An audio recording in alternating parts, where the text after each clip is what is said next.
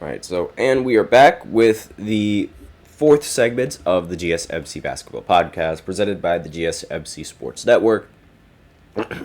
And in this fourth segment, I'm going to go ahead and go over the basketball rankings not the rankings, the basketball standings, the Olympic men's basketball standings, to be a little bit more exact, because now that there's, a break until the next few set of games, the next games are going to be set to happen Friday and Saturday. I'm going to go ahead and talk about the standings and where they are right now and what it could mean for the future, things like that, and just what to expect. I'm just going to go ahead and break it all down in this fourth segment.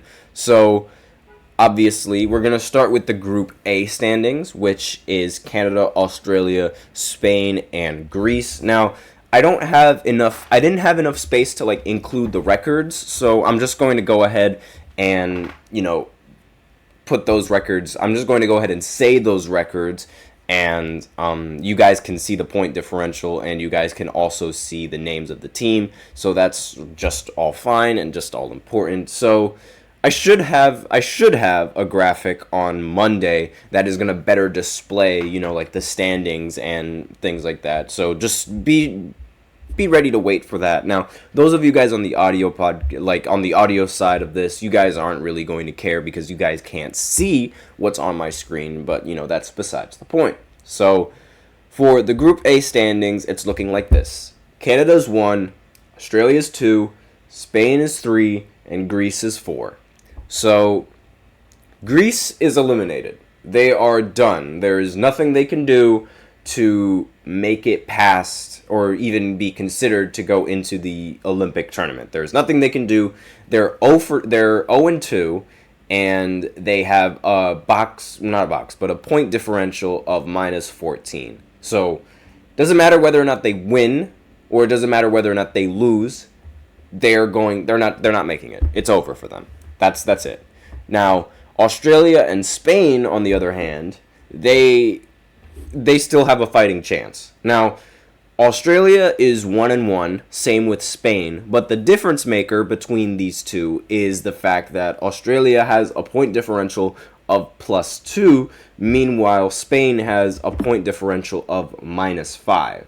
So, because of that point differential, the team, the Canadian team, well, not really the Canadian team, excuse me, the Australian team is much higher in the rankings than the Spanish team. So it's all going to come down to the final game that they play and who has the better point differential and who ends up winning.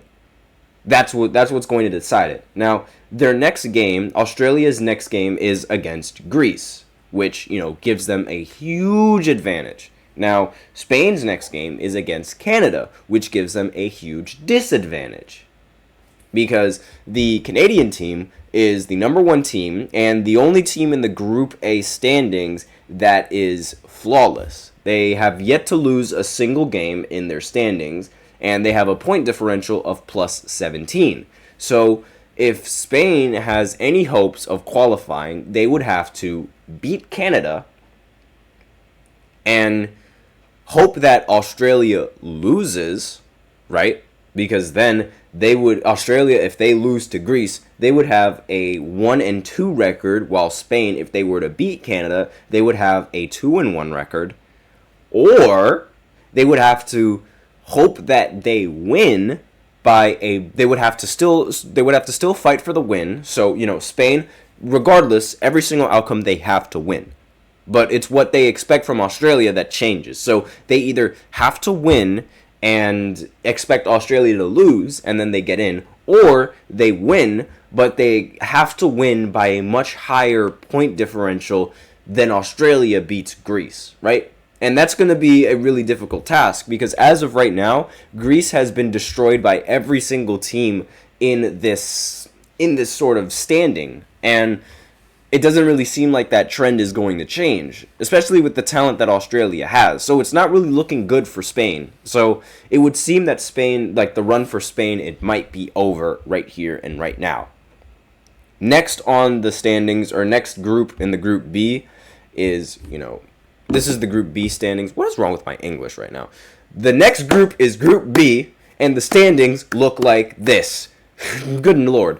Germany, France, Japan, and Brazil. Now, Japan and Brazil, they are 0-2. So they're basically, it's done for them. Like, there's nothing they can do to fix this. It's over for them, and that's it. Like, Japan and Brazil, they're eliminated, period, done. Especially, like, not because of, like, just because of the fact that they lost, right? That they lost every single game so far.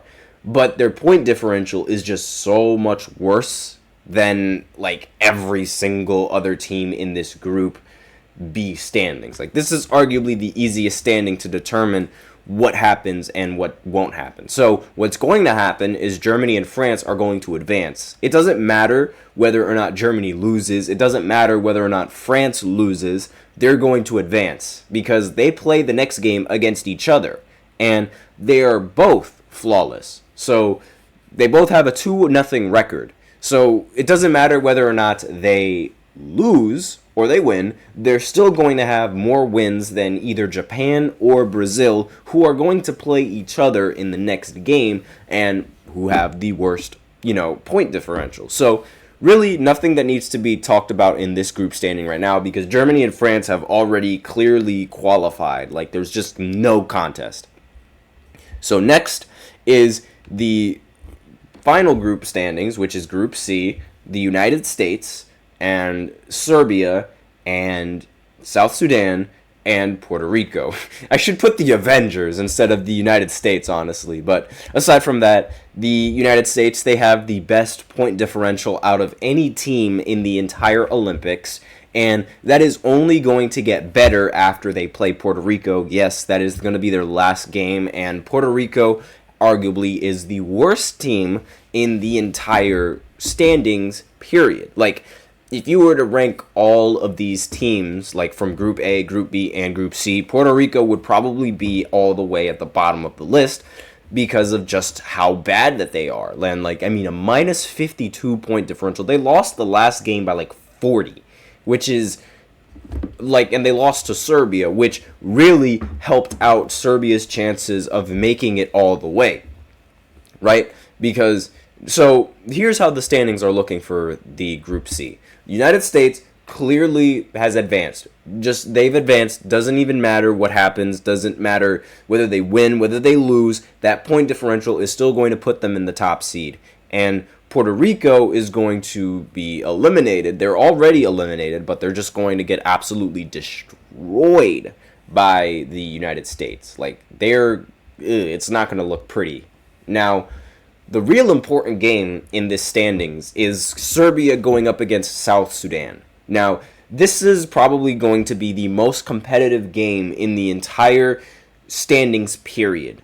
Aside from in Group A, yeah, sure, maybe Spain against Canada is going to be pretty impressive, but even if Spain were to win, they would still most likely not make it to the tournament because they would have to focus on Australia losing. So it's not like they both can control their destiny by winning and playing against each other. This on the other hand, this group phase on the other hand, Serbia and South Sudan, they both have a legitimate chance to fight for their country to stay alive. This is essentially what the matchup is going to be. They're going to be fighting against each other to stay alive and to keep their country in the Olympics. That is what's at stake in this next game between Serbia and South Sudan. Now, it doesn't matter the point differential, and it doesn't matter that whole thing in this bracket right here and in this group standings doesn't matter. Point differential will not matter in the future because Serbia and South Sudan, they're going to go up against each other, and it would just be down to who is going to win because both of their records are 1-1 right now. The only loss that they've had was losing to the United States.